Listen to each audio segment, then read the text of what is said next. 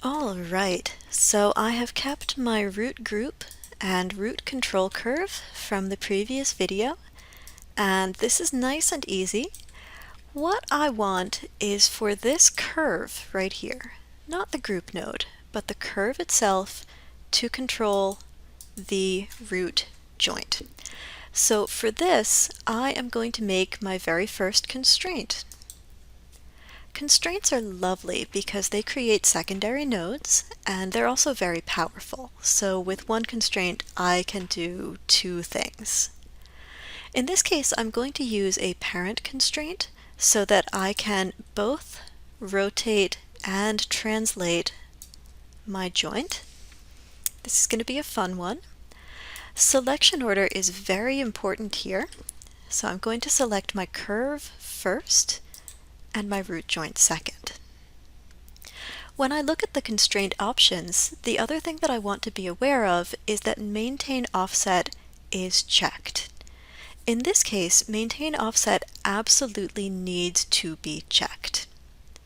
The reason for that is that the root joint has a translate of 1 along the y-axis, and the curve itself does not. You'll remember that we went through a lot of trouble to make sure that that curve did not have any information in its translates. Because of that, even though they're in the same place, with their pivot points in the same place, they are technically offset along translate y. So my parent constraint will need this maintain offset button to be checked. I'm going to be translating along all axes, rotating along all axes, and I want a weight of 1. When I hit the apply button, you'll see a couple of fun things happen.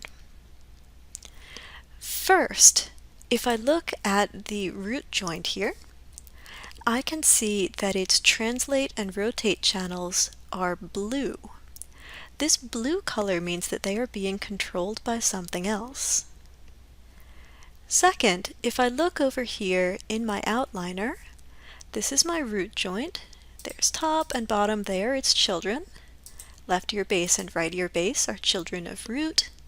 The tail begin joint is a child of root, and then finally all the way down here, root's newest child is this root joint parent constraint node. The root joint parent constraint node contains all of the root joint's information. So long as this node is in effect, when I click on the curve and I move it, the whole skeleton's going to move, which means that the constraint is working. If I ever want to sever this relationship, I can just select the constraint node here and press delete. Now it's gone. You'll remember that for constraints, selection order is very important. The first object I select is going to control the second object I select. The constraint will always be made on what we call the active selection. So when I select multiple objects in Maya, the very last one that I select will always be green. The green object is the active selection. So anytime I'm making a constraint on a joint, I want to see the joint be green and the control be white. That's it. That is my very first control. Here's my curve. When I select my curve, it will allow me to move the skeleton. It will allow me to rotate the skeleton. And because I did spend all of that time setting this curve up really properly, it's going to be easy for me to come in and reset the rig back to a 0 point. That's something that I can't do with just the joints. So this control alone is totally worth it. I am very happy that I made this. The only thing that this control does not do is it doesn't scale. See, when I scale the curve, nothing happens. I'm sure some of you are thinking, oh, that's okay. She can just add a scale constraint. I actually don't want to do that because I'm going to be making other controls that are going to become the child of this control, and if I add scale constraints, it's going to mess some of them up in ways that I don't want. Instead, what I'm going to do is I'm not going to permit animators to scale this control.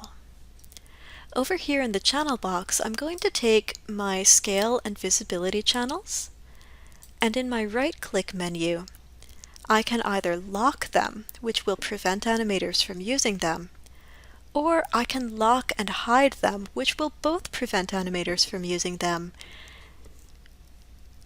and will hide them visually so nobody can see them in the channel box. I always feel more secure by locking and hiding, but if you prefer to just lock, that's okay. I'll make another video later on about how to get back channels that you've locked and hidden, so hang in there for that, and I'm going to go ahead and lock and hide my scale. And now my root control curve is up and running. It looks great, it does exactly what I want, and I'm ready to move on and do some other controls.